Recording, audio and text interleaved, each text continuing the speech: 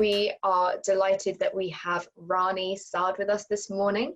He is a deep tech investor and co-founder of the Stanford Angels UK.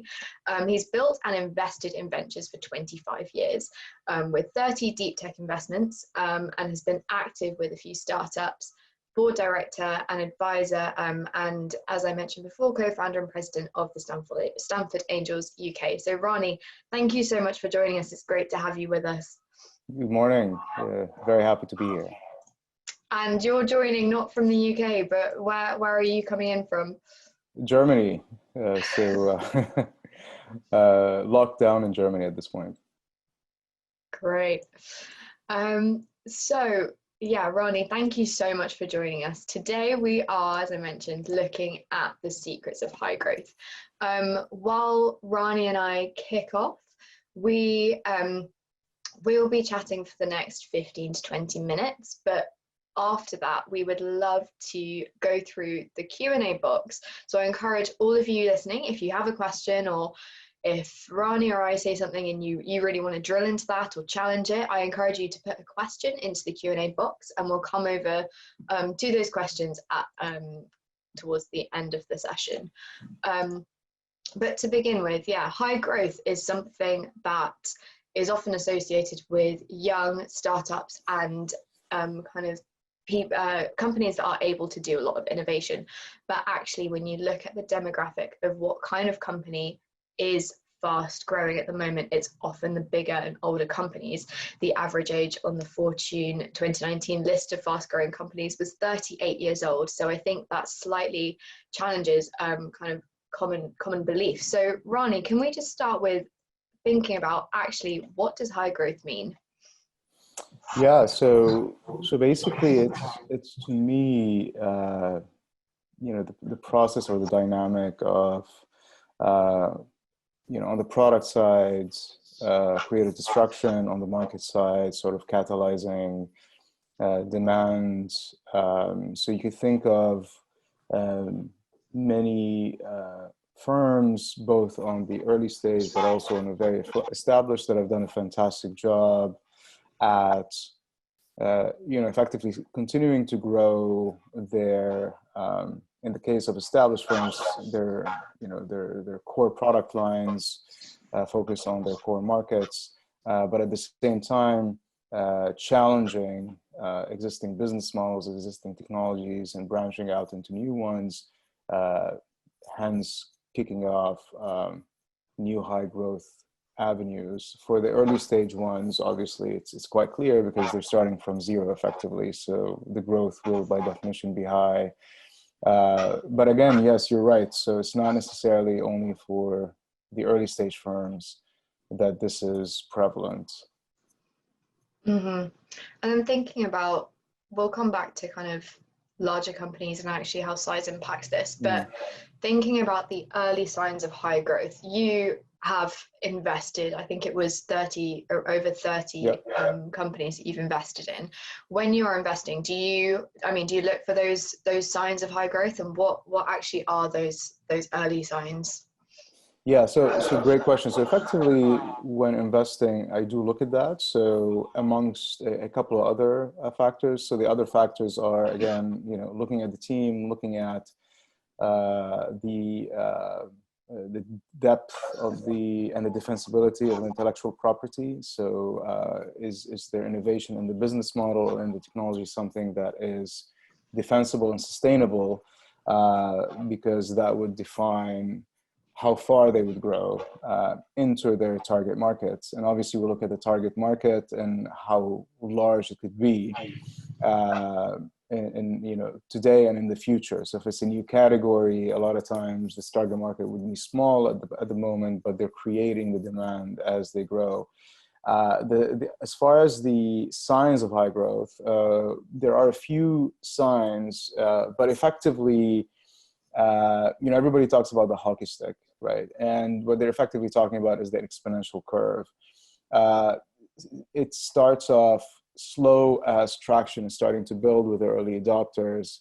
But once the chasm, as it is called, between the early adopters and the mainstream is crossed, then you hit this kind of exponential growth, basically the hockey stick upwards.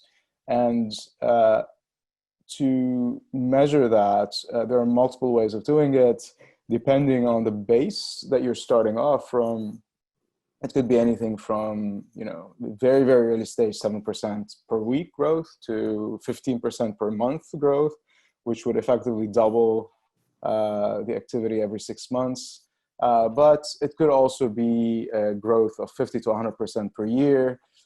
What we do is we look at the size of the market, the base they're starting from, and we try to estimate the rate of growth and whether it's actually mimicking an exponential curve. You want to avoid logarithmic curves where you get a little bit of a spurt, but then you sort of plateau.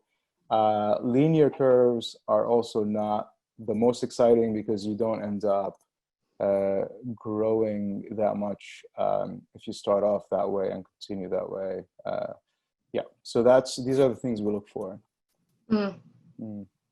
Cool, thank you for that. I think that's that metric is really interesting to kind of, I guess, to make very informed choices, isn't it? So you mentioned earlier how innovation actually drives the high growth. We are now actually going to just have a quick poll, which is going to ask you about where in your innovation journey you are at the moment, and we just love to see these results as they pop up. So please do, as Rani and I move on to chatting about innovation now, please do just add your answers into the poll, and we'll come over to those in a second. But Rani, so you mentioned earlier about how innovation can drive high growth, and that's something you look for when you are investing. How can you just elaborate on that? How does innovation actually come into high growth? How do those processes work? Sure. So I think, one of the primary drivers of high growth is innovation. I mean, there are a few other drivers. So things like structural factors such as demographic growth or some sort of market movements. But generally speaking, the most reliable driver for high growth is innovation. And it's innovation on the product side, innovation on the business model, innovation in creating market demand. And basically, there are, and to tie it back to your early questions, some of the non-quantitative, if you will, signs that high growth is coming are effectively strong traction for a new idea, a new product, a new pilot offering. Strong traction being either the market is growing faster than you can actually deliver to it, or effectively, I mean, one of the key things about product market fit is if you take the product away from the client, would they scream? Would they demand that they have it, even if it's clunky and still causing issues for them? And the reason for that is because it's adding so much value to an unmet need that they can't do without it. And this is actually in the core of innovation. The core of innovation is, the world is getting more complex. We're facing new problems on a daily basis. And to deal with that, we need new offerings. We need innovation that actually helps us with that. Obviously, there are also other offerings that could also make our lives better, maybe more entertaining, more enjoyable, and those are also things that people would, have demand for. So in both cases, really the best way to deal with the changing landscapes of consumer demand and or new problems arising is through innovating on the products or on the way these products are delivered to these markets. And that's definitely something that we have seen from, I think both in the businesses and the people that I've been speaking to on Chief Disruptor Breakfast Club with actually how quickly that innovation is happening now, as well as, I mean, in Time magazine at the beginning of lockdown, they did a series of interviews with high profile figures, and they were just thinking about how different aspects of society will be impacted and what the response will be. And I remember Sundar Pichai commented about Google's origins in the recession in the 90s, and actually it was that time of scarcity that drove that innovation. So that sense of urgency and needing to address these problems, and actually responding to that. So I think that's a really good point. Could we get the results of the poll now? Thank you to everyone who just added those. If we could get those up, please. Oh, great. So Rani, what are your thoughts looking at that? Yeah, this is fantastic. So it's New Horizons 40%, 60% iterating and innovating on existing business or products. I think that's a very promising audience, actually. I would say makes me quite excited to see that. You know, I wish this was more of a face-to-face roundtable, going around the table to understand exactly what's going on. But yeah, this is very promising. There are no there are no attendees that are not innovating at all, which is very promising, I would say. Yeah, definitely. I'm actually quite surprised because I was expecting some people to say not currently innovating if it's not particularly business critical. But I think what this is showing is actually innovation is business critical, especially at these kinds of times when you're facing new problems. So yeah. Thank you to everyone who's addressed that, who's put an answer into that poll.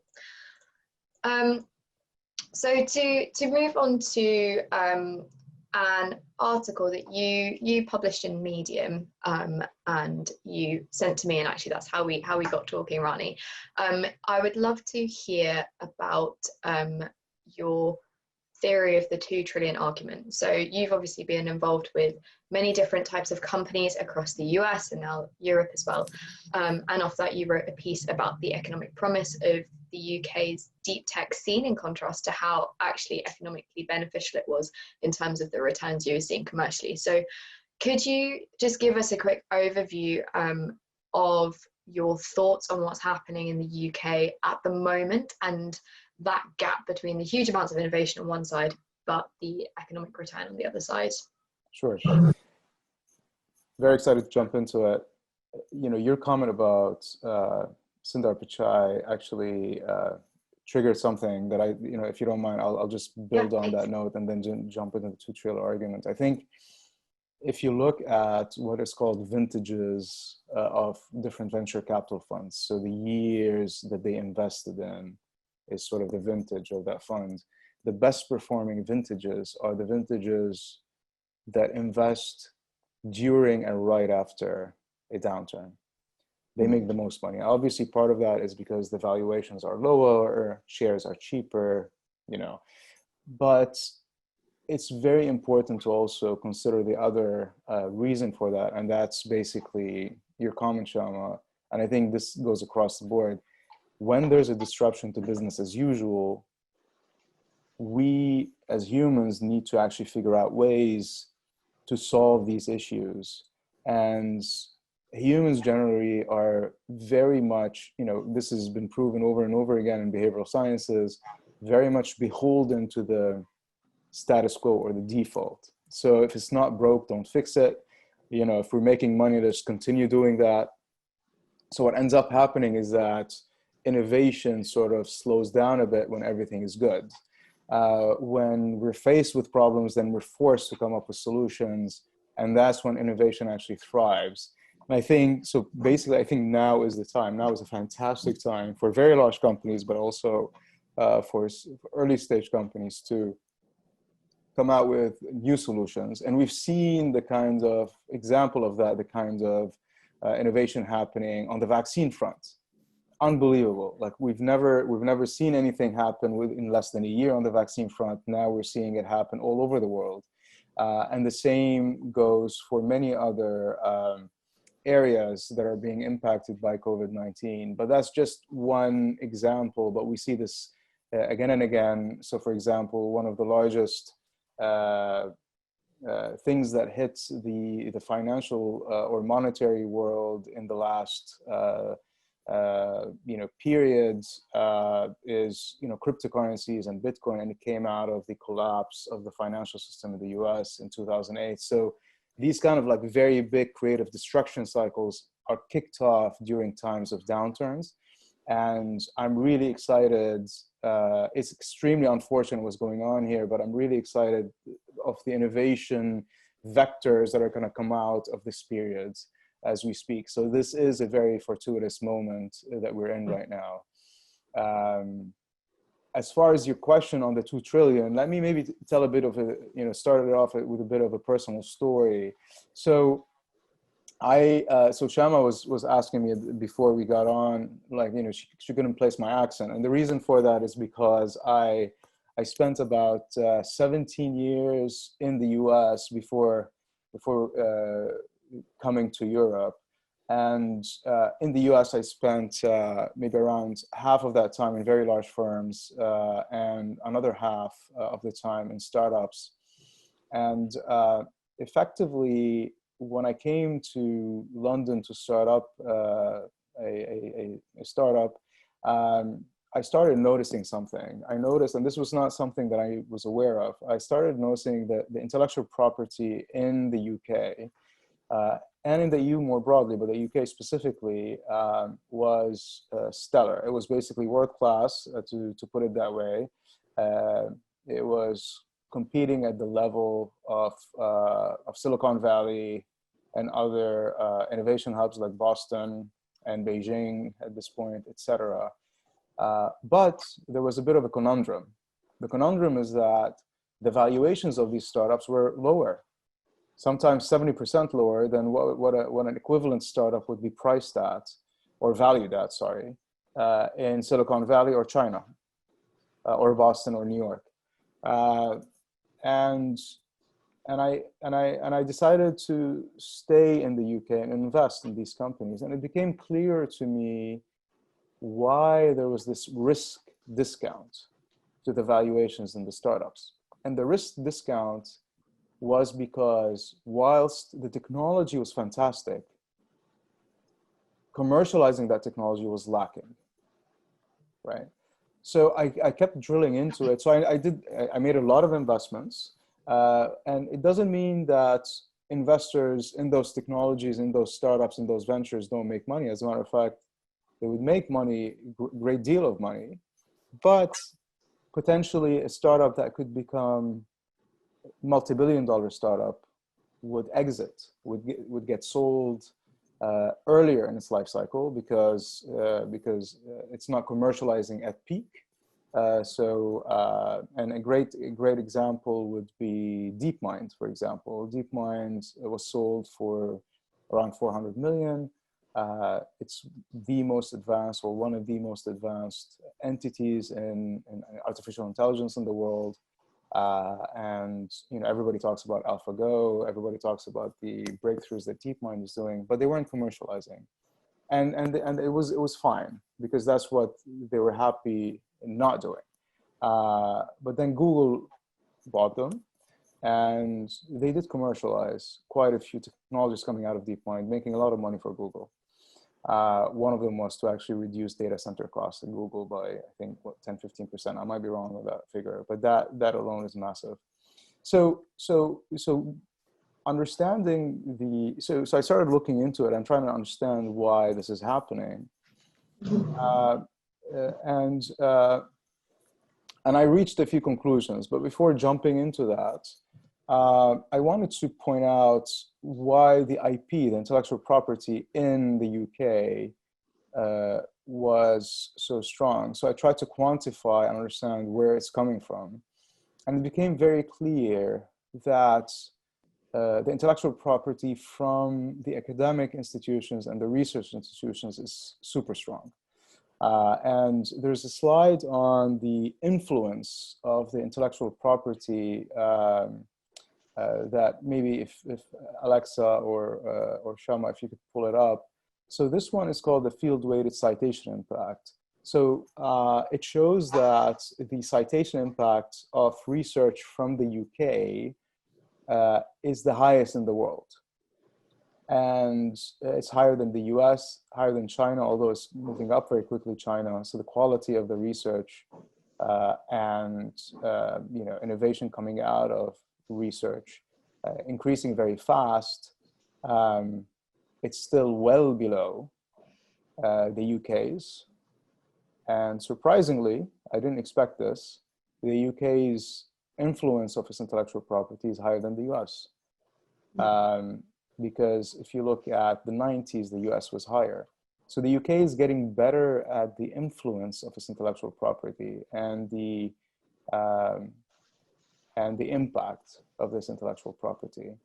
And these numbers, these quantitative findings, I mean, the Medium article, repeats, looks at it from different angles. So another angle is what is called the H index. So it doesn't only take the impact and the influence of the research, and this is based on number of citations that other research refers to the original research by. So effectively, if a paper gets a higher number of citations, its FWCI would be higher. But so in addition to the impact, the H index measure also looks at the volume of research. So you would expect the H index for the UK to be much lower, because once you factor in volume, the US and China will be much higher. What was surprising to me was, for example, and this actually repeats itself in multiple sectors, but for example, in artificial intelligence, which is a strategic priority for the US, for China, for many countries, the UK as well, the H index of the UK is higher than China. So the composite score that takes into account the volume of research and the overall influence of that research is higher than China, although China has double the number of AI researchers than the UK. And the UK's H index in AI is half the H index of the US, although US has 4 times as many researchers as the UK. So the productivity and the influence of the intellectual property out of the UK is stunning. It's absolutely stunning. And this repeats itself in medicine, and we're seeing this, so in COVID-19 is becoming very clear. So we have 2, very promising vaccines coming out of Oxford and Imperial that are world leading. Very small country, the UK, compared to the US and China, and it's looking like it's going to make a big impact or a big dent in this space. But more generally, the medicine H index, China doesn't even show up in the top 10. It's basically US, UK, and then the rest of the nations. So in many domains, this shows up. I'm going to pause here. Shama, do you want to ask me a question?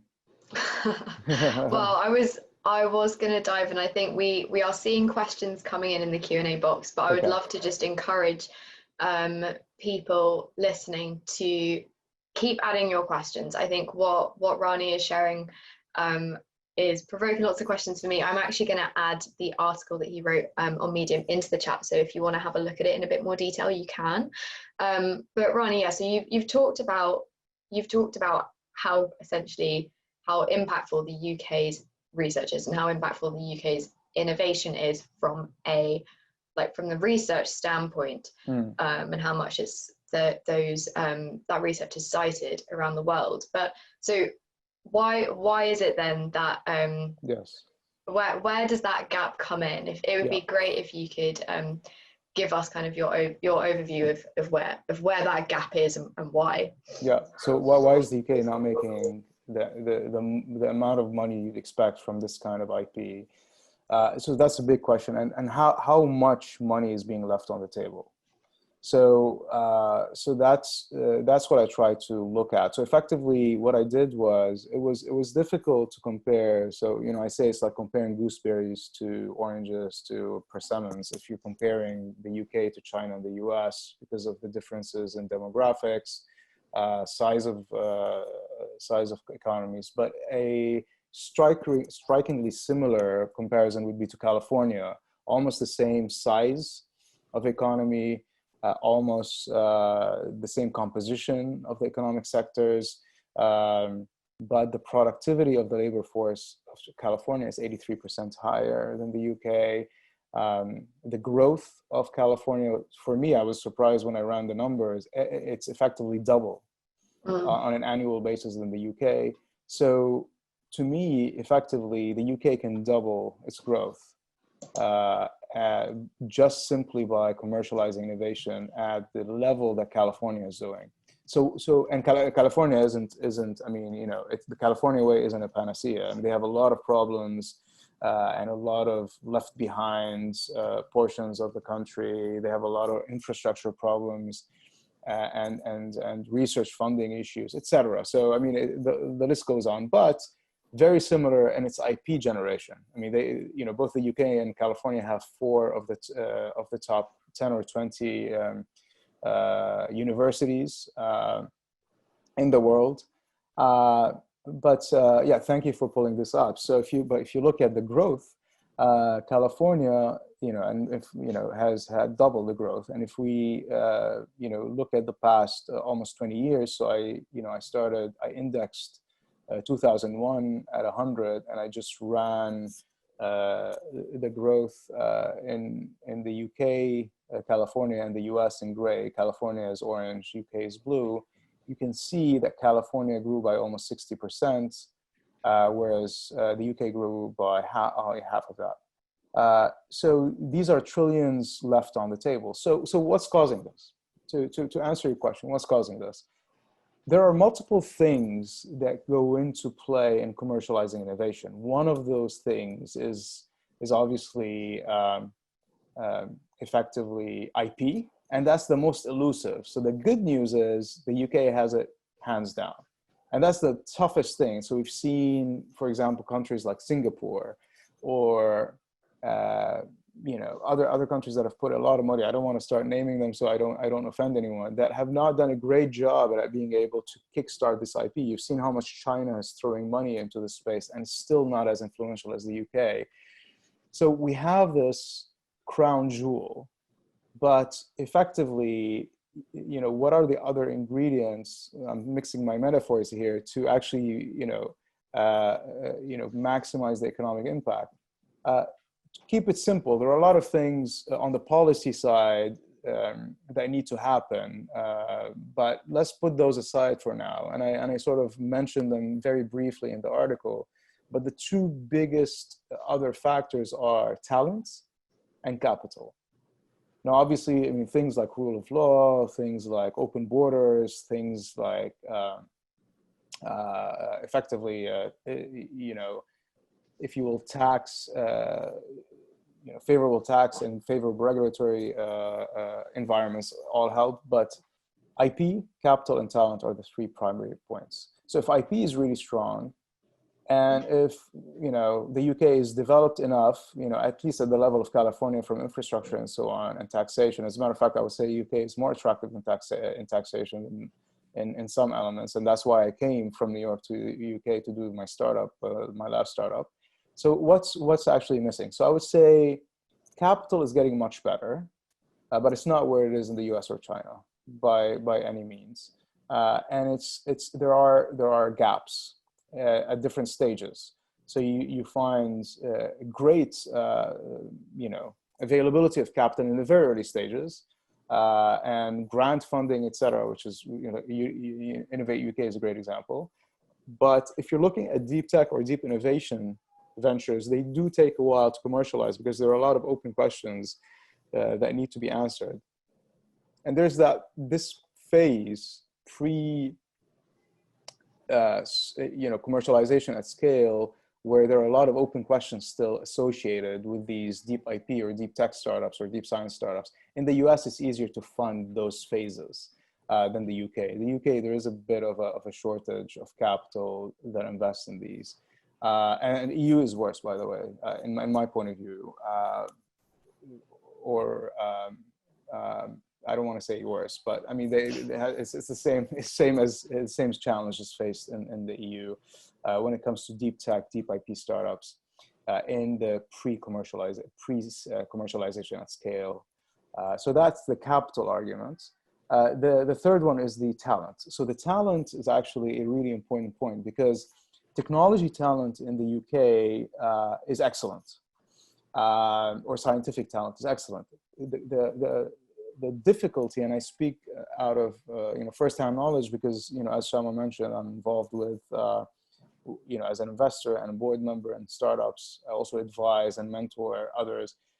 Filling out the team with business talent that know how to commercialize, how to productize first, how to turn a technology into a product, usable product, compelling product, how to position it and price it and make it into a very valuable offering, and then to commercialize it, how to sell it, how to build the channels within the market, how to segment and target.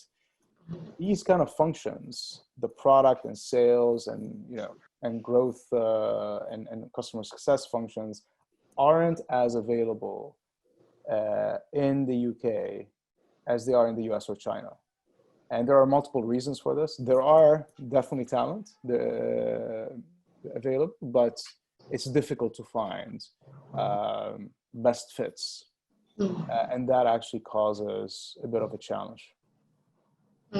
Yeah, I want to pick up on what your first point there, which was the R&D and the innovation. And in addition to the talent and the capital, as those things that are hindering the UK's commercialization of new innovation. So I think we just have a slide now, which is looking something that we asked our members in our digital trends report, which you can download on our website. And this was a statement that we asked respondents to strongly agree to strongly disagree with this statement. And I think it's very clear here. You can see in response to the statement, my organization has a strong culture of iteration. Startups are really good at this, but as an organization grows, they get worse at iterating and actually having that as a strong culture. In contrast to startups, no startups actually disagree with this statement. You have some that are neutral, but most of them are sitting in strongly agree or agree. So I think, Rani, what is your response to that when you're looking at these R&D? R&D is important to developing this. I mean, how this is quite a big statement in terms of size of company. What would you say to the big companies that might be listening now to what can they learn from the startups in this context? So I think this is what is called the innovator's dilemma, and it's effectively very difficult to disrupt a market that is a cash cow. And I spent 5 years at Microsoft, and I experienced that firsthand.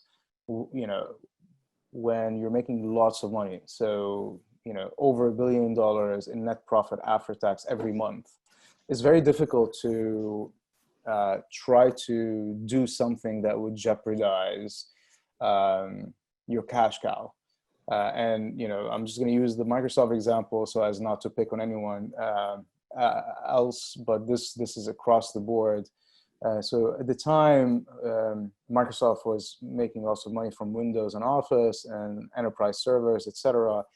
They were getting challenged by web, obviously, by Google, by open source, and so on. And they didn't want to sort of innovate in those respects so as not to jeopardize the cash cow. And I think eventually they did, or we did when I was at the time. But it's very difficult internally to accept this disruption paradigm because you do cannibalize basically the cash sources. And there are ways around this. And sandboxing. So, for example, Xbox at Microsoft, or the Macintosh in the early days of Apple, they created these sort of independent teams and independent locations, autonomous fully, and they just moved forward with full protection from the bigger organization. And they innovated, and they were very successful. Now, obviously, there are situations where these projects do not succeed, but there are checks and balances for it. Same thing for in more modern history. So Facebook with WhatsApp and Instagram. The first few years now, this is changing. I think this is changing to the detriment of Facebook, but they were, WhatsApp and Instagram were left by themselves, and they were able to grow very quickly as independent entities. So I think you will see this kind of fundamental tension points between the large organization that has done very, very well with existing businesses sort of resisting the call for innovation that could potentially cannibalize their existing business.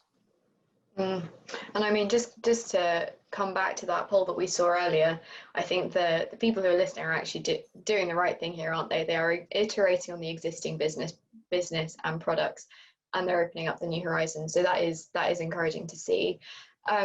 We should now. We have a couple of questions that are coming in on the Q&A box and on the chat. So thank you to the people who have sent those in.